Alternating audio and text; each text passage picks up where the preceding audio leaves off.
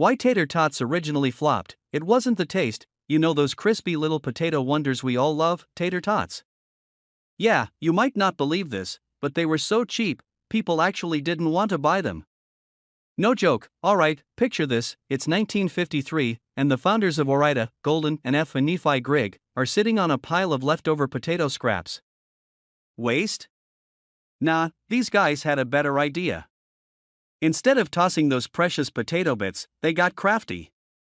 They chopped them up, added a little flour and seasoning magic, mashed it all together, and, oh yeah, shoved it through some holes.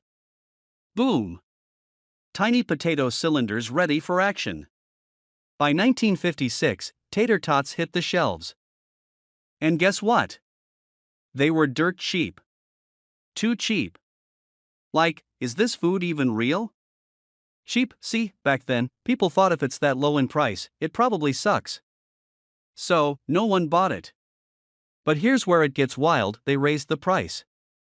Yup, you heard me right. And bam! Suddenly, sales went through the roof. Now, Americans devour over 70 million pounds of tater tots every year. Price hike for the win, baby.